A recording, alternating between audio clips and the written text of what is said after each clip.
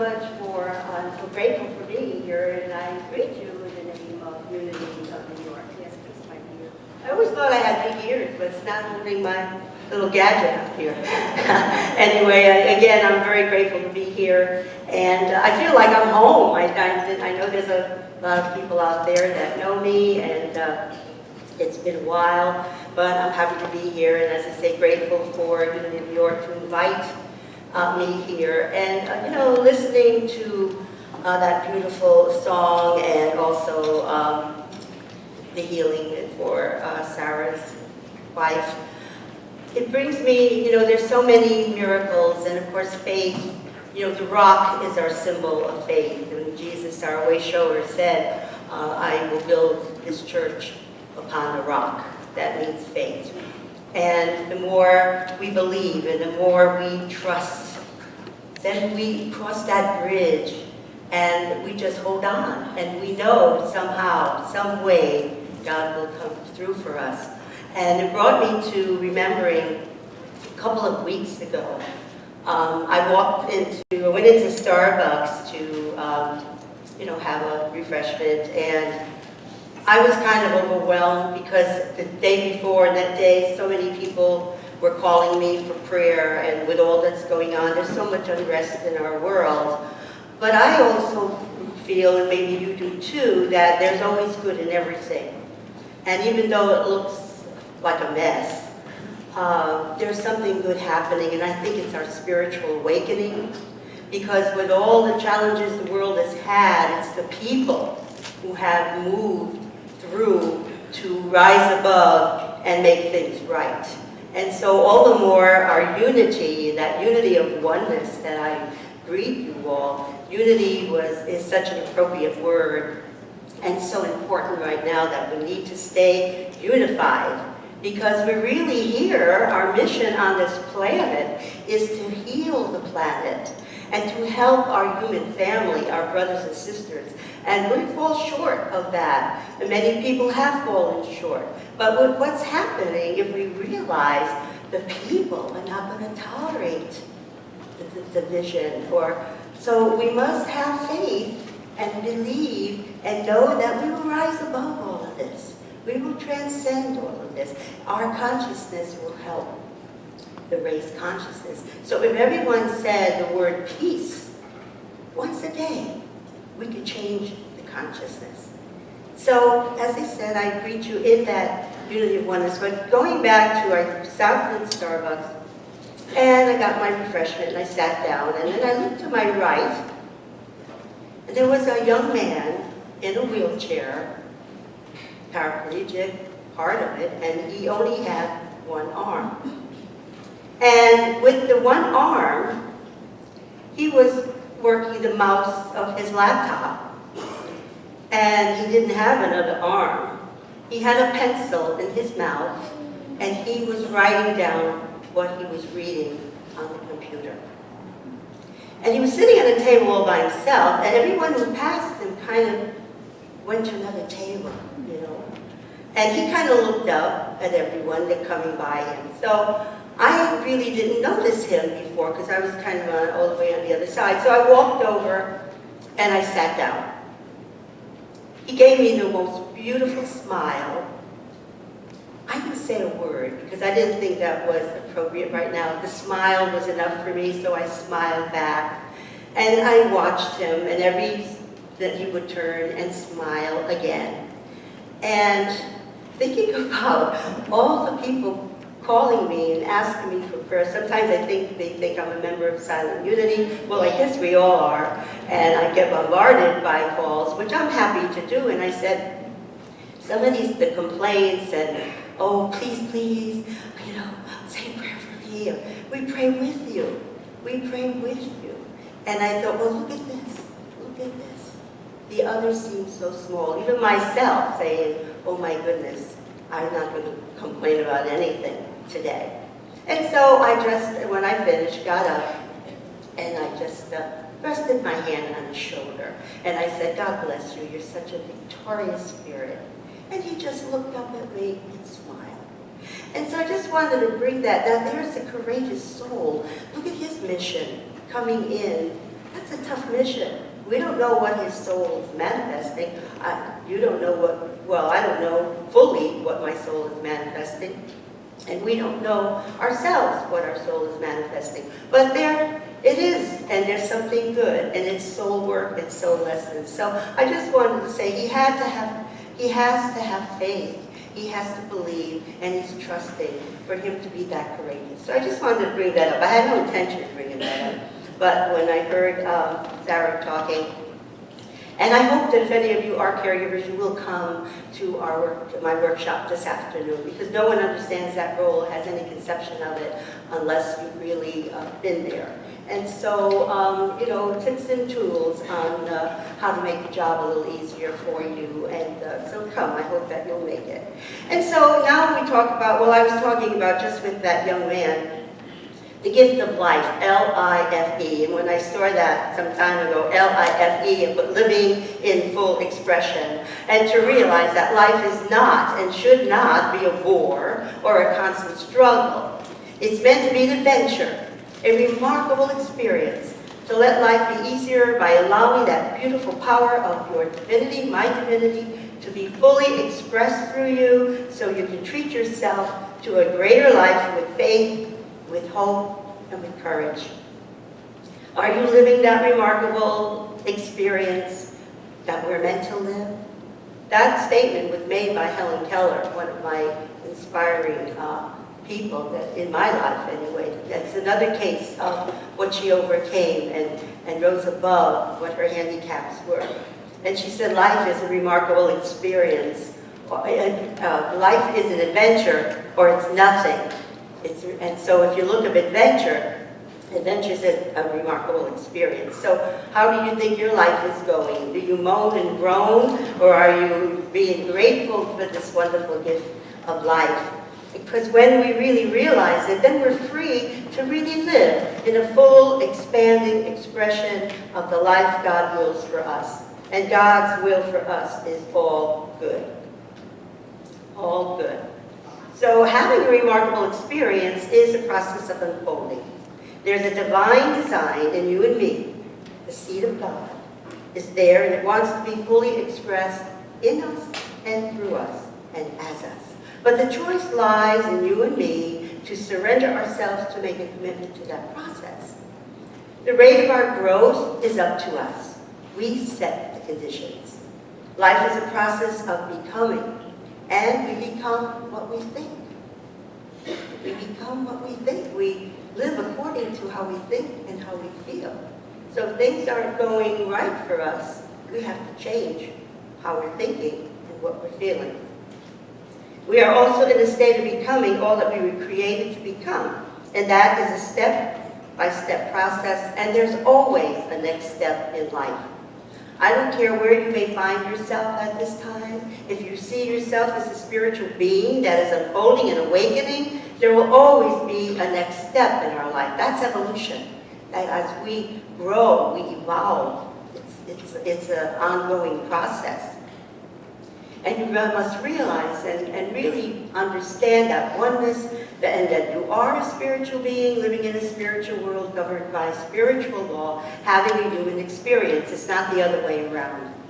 And Spirit will always direct you or point you to something that may be creating a conflict, something that is creating some distress, something that is taking you off center. But whatever that is what one needs to take a look at, to heal, to resolve, move on through, and come to a higher place and have a greater clarity. You may be on the verge of your next step right now. Perhaps it's the next step into spiritual awakening, a next step in the greater awareness of the presence of God, a next step into wholeness, a next step into love relationships, a next step in abundance, a next step in overcoming grief, perhaps, of passing of a loved one, or loss of a loved one, and trying to get your life back together again. Everyone has a next step. Maybe it's a next step into self-mastery. Maybe you have overcome so much. We're all striving for that self-mastery. and not realizing that we have the power within us, the presence and power of God, a spiritual being. God's life, one presence, one power. God lives in us, and God, I live and move and have my being. God living in us, we live in God. Once we get that, nothing's impossible. So whatever it is, we can take that next step and not be concerned about it, or, oh my God, another challenge. Don't struggle with it. Let life be easy and let go of that struggle. Easier said than done, but we can. Get what you want, ease works better than struggle. And when you're in a state of struggle, you've lost your peace. You do not see clearly. You get emotionally and mentally upset and drained. You worry, you can't sleep, you're frustrated, you're anxious, you're nervous. Why? Because you're trying to do life alone. And that's impossible. If you truly want to live in full expression and change your life, you have to take that leap of faith and let go of the struggle. Struggle is not God's intention for his beloved children. God established peace, and fear invented struggles. It's the fear, and fear is crippling, it's paralyzing, but fear is a thought, and you could change that thought.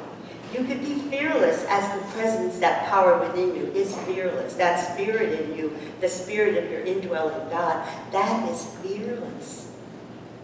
But it's that human nature that we get so frightened. No, we must be courageous. We must rise above that fear. Change the thought and change your life. We've heard that so many times. Change your thinking, you change your life. And so when that comes in and tries to grip you, say no.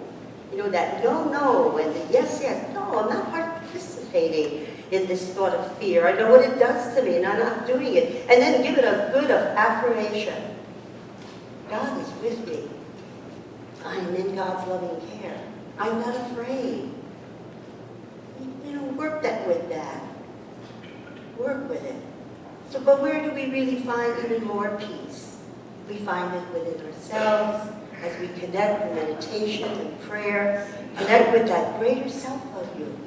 Go apart a while. That's what Jesus, our way shower, did. Could you imagine what was happening with him and the overwhelming, the people and the problems and trying to just be there for everyone? What did he do? He went apart a while.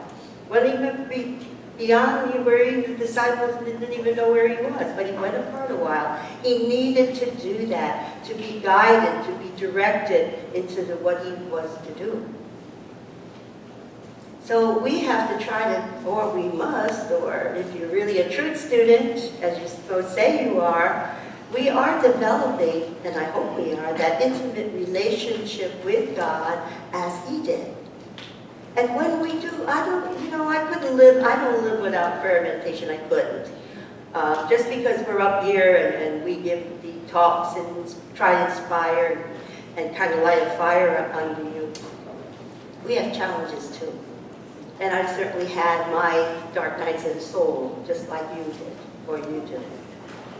But we grow, we learn, and we know that somehow when we're going through that painful time, all of a sudden it's the grace of God that just sweeps over us and we're okay again. And we can see clearly. And we know what we have to do. And so we need to do that. What did he tell us? I came that you might have life, and that life is to be abundant. He said we're going to have you have life and you're going to struggle for the whole process. He told us not to live in the past or the future, but to live in the moment, to understand the power and the presence you have within you, to realize who you are, the truth of who you are, and when you connect with what's within you and work with it on a daily basis, life gets easier. And you can live in full expression. The whole idea is to co-partner with God, co-create with God. In God, we live and move and have our being. We're created in God's image and likeness. We live in God again, and God lives in us. That's pretty powerful, but we don't think of that. We're going through all this stuff, we think it's just us. It's us, it's me. And no, it isn't. The architect of the universe did not design a stairway to nowhere. The architect of the universe did not design the stairway to nowhere. There's so much for us, but it's the way we see things, the way we perceive things to be. But we are partnered for good. And to live fully in expression, to be busy about life and evolve, is to partner with God. We all want to be happy, and all of us want to be content, to give the highest and the best of which we are capable to life. Partnering with God is a guaranteed way to ensure these results. When we take God as our partner, we have divine help in every perspective. We are directed in our vision, and all our endeavors are filled with wisdom and power. We have the gift of joy and sight. We see beyond appearances, and we have happiness and renewed zeal in our life. When we take God as our partner, we see all things as good. In our daily activities, in our work, in our home, in our relationships, in our dreams, in our desires, in everything we do daily, let's take God as a partner. Take God as your partner. You'll see yourself new. The greater part of you, the fearless part of you, that God life in you, stop trying to do life alone. You'll continue to struggle. Get closer in your relationships. Really express love for each other. Love is the winner of everything. It's the highest of our good. When you partner with God, like you say, in God I live and move and have my being. But you think, a lot of people still think God is out there somewhere. God is sitting right there within you. Right within you. The presence and the power is within you. So wherever you go, you can never be separated. So if you just think, yeah, God is my partner. God is my partner. And work with that every day. God is with me. I am safe in God's loving care. God is with me. Those 4 words, golden key, L.I.F.E. God is with me. And God didn't send us here without any equipment for our journey of life. He equipped us with 12 spiritual gifts, the 12 powers of man, the attributes that dwell within us. A lot of people don't know about the 12 powers if you haven't been Unity. And many Unity ministries don't always acknowledge all the 12 powers, but it didn't happen just because of our co-founder, Charles Fillmore, who gave us that equipment when we studied and in his books. But this goes back thousands and thousands of years ago. It's the attributes that are within us, the attributes of God that dwell within us. They are faith, imagination, will, understanding, zeal, power, love, wisdom and good judgment, order, strength, renunciation, and life. And they're all within our energy centers. And they have a location in every part of our body. And this month, Unity of New York is working with the power of will. And Britt gave you a little bit of it. The will is the executive faculty of the mind that carries out the orders given it. The word will means purpose, choice, determination, but will and the power of understanding work together. Will is located in the forehead, in the front brain, just above the mind power of understanding. When we say understanding, it's intuitive understanding. Your will must be taught to follow your intuition.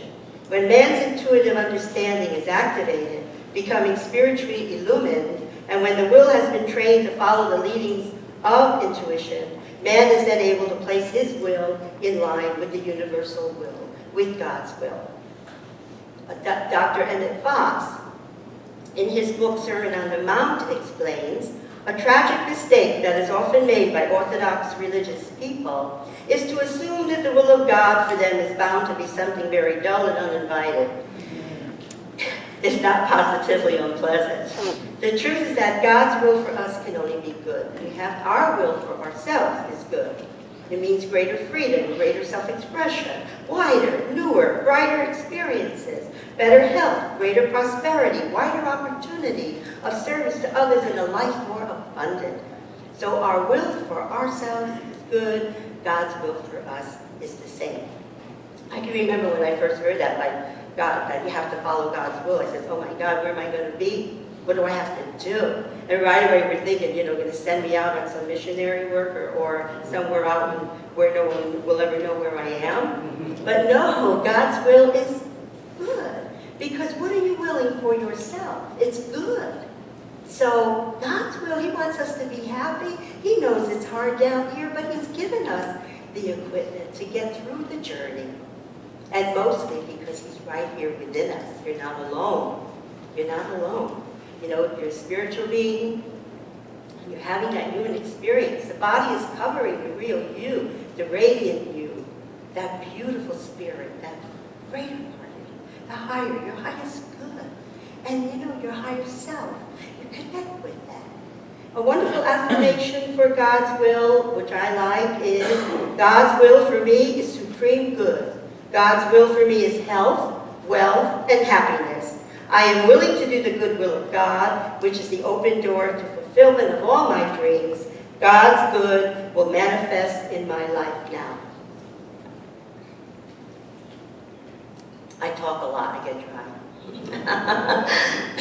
So, as I mentioned before at the beginning, and the theme for my talk, life is an exciting adventure, or it's nothing. It should never be a bore. We must live fully with aliveness and enthusiasm. Enthusiasm comes from the Greek word enthos, which means in God. There it is again.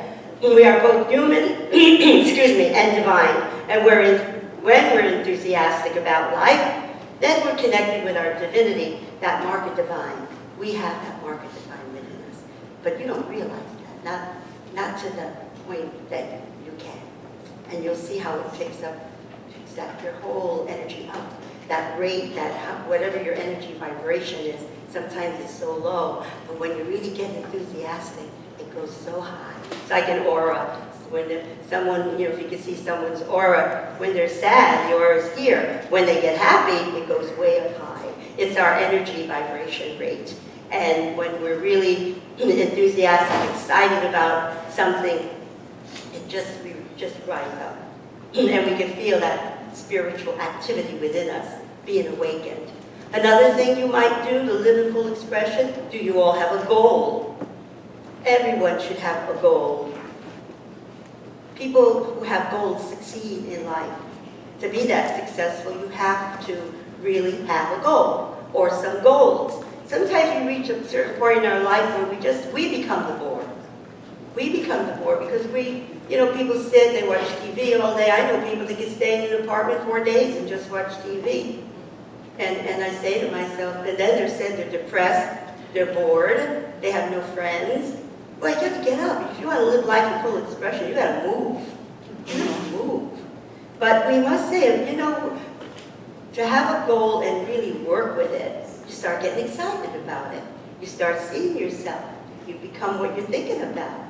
Throughout history, the great wise men, teachers, philosophers, and prophets have disagreed with one another on many different things.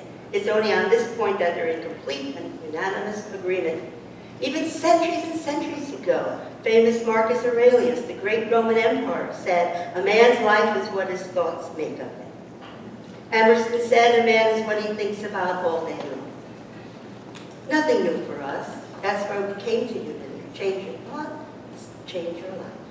Eric Butterworth, Emmett Fox, so many teachers, ministers, healers who helped us on our way. If we believe, we can succeed. But we have to really be careful of those negative thoughts. Oh, I can't do it. Oh, I have a goal that's never going to happen.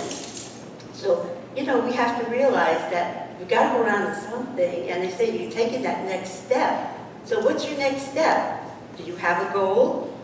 Do you have that goal? You must want what you believe in and believe in what you want. You must want what you believe in and believe in what you want.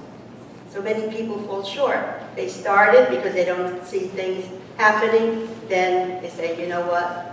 I know it's not for me. But I would suggest for 30 days, get yourself an index card and write on the card a goal and be very specific. Now, I'm not saying the goal should be, whatever your desires are, but it doesn't matter. Even those who had a goal to be, a woman who had a goal to be a good wife and mother, that's a goal, and most of the time they're very happy. I used to wonder about my mother. I came up through very hard times, and I had a wonderful mother and a great father too, but my mother was so special. Not everybody has the blessing of a wonderful mother. But she would be so happy all the time, and I'd see her constantly at work, even when she had some time to go work part-time.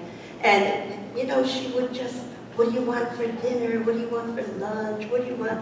And be there always for us, by our bedsides when we're sick. You know what I'm talking about. And I used to, as I grew older, I'd say, poor Mom, she never really gets to enjoy life, but she was enjoying life. She used to look at us, we're 4. I have three brothers, and she would say, oh, you're the best thing that ever happened to me. You're the best thing that ever happened to me. She was happy. That was her goal. So it doesn't matter what your goal is. Just don't get nervous about it or negative about it. So write it down on a card. Sometimes it's good to even put a photo on the other side of the card. Suppose you want to go to Rome.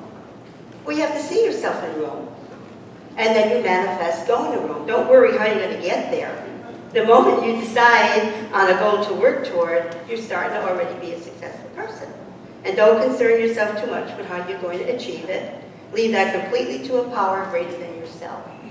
Lots of people say, well, I don't have the money, or I just can't get away.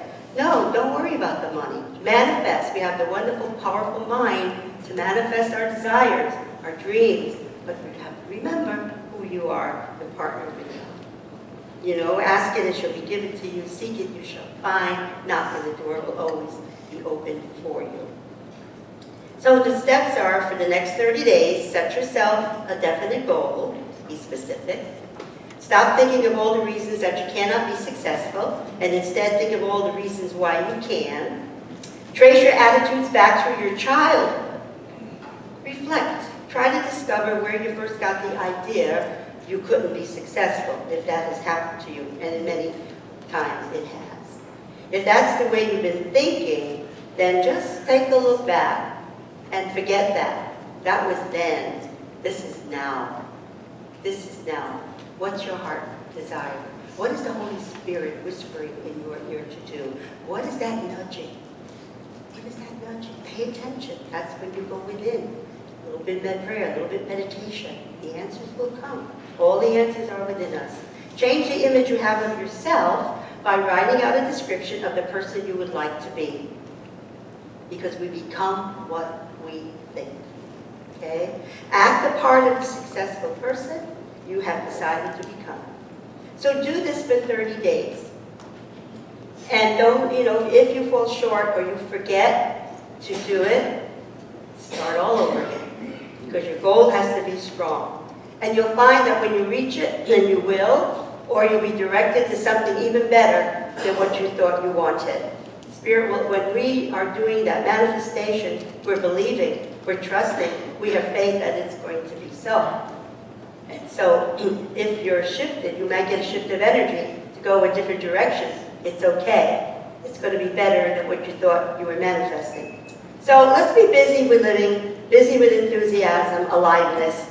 Life is doing, it's going, it's expressing, it's changing, it's growing, it's giving, it's receiving, it's climbing, it's stretching, it's reaching, it's expecting, it's being. And I'm going to have you do that with me. As I say it, you'll answer. Life is doing. Life is doing. Going. Going. Expressing. Expressing. Changing. Changing. Growing. Growing. Giving. Giving. Receiving. Receiving. Climbing. Climbing. Stretching. Stretching. Reaching. Reaching. Expecting. Expecting. It's being. Being. Doesn't that feel good? And haven't we stretched? Yes. Don't we reach high?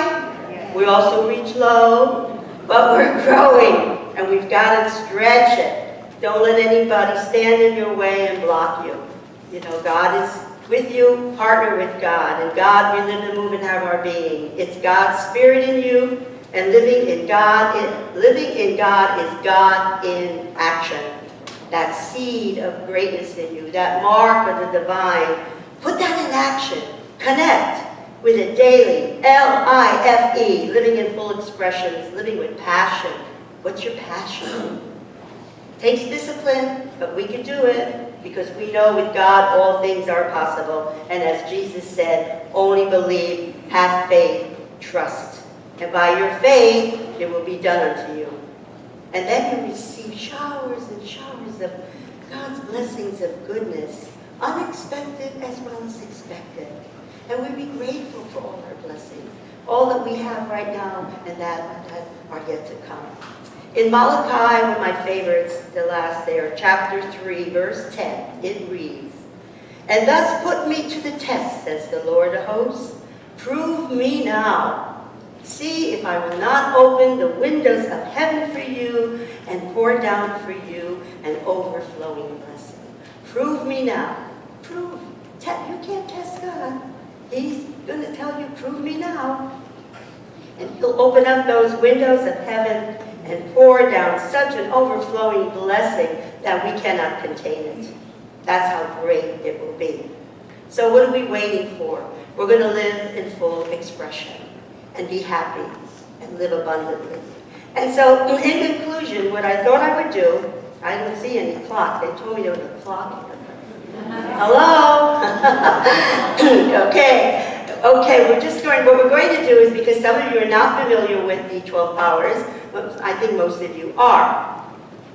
And so there is what we call a 12-power drill, and I've done it almost everywhere I speak when it's a unity place most of the time, because other places don't quite understand what we think about and what we follow. And of course, we teach the principles of Jesus Christ and how to apply them to our daily life to live positively, and that positive approach to life.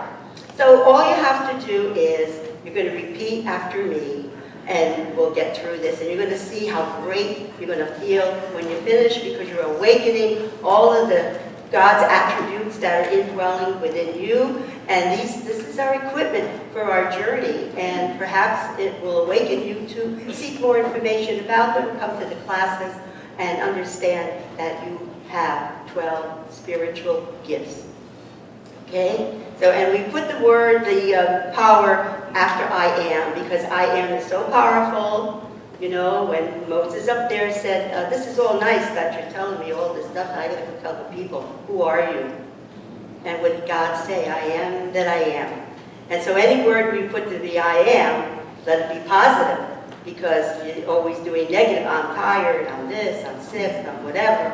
Well, that's exactly what you're going to get. So we start off with faith. I am faith. I am faith. I am will. I am will. I am understanding. I am understanding. I am imagination. I am imagination. I am zeal. I am zeal. I am power. I am power. I am love. I am love. I am wisdom and good judgment. I am wisdom and good judgment. I am order. I am order. I am strength. I am strength. I am renunciation. I am renunciation. I am life. I am life. I am that I am. I am that I am. I am a spiritual being. I am a spiritual being. Living in a spiritual world. Living in a spiritual world. Governed by spiritual law. Governed by spiritual law. And now I'm just going to say the location, and then you'll just say when after me, I am, and the word.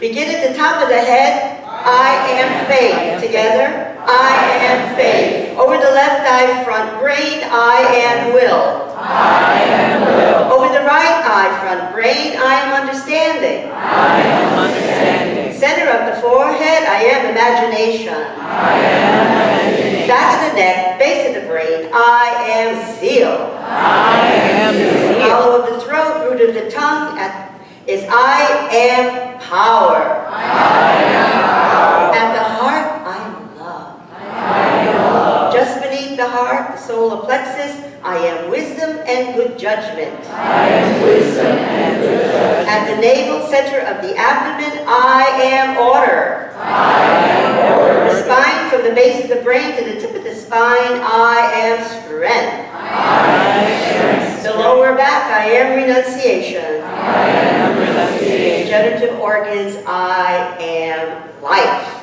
I am life. Think of a spiral of light beginning at the soles of your feet, coming up around your body to the top of your head. Speak the word life for the entire body 3 times.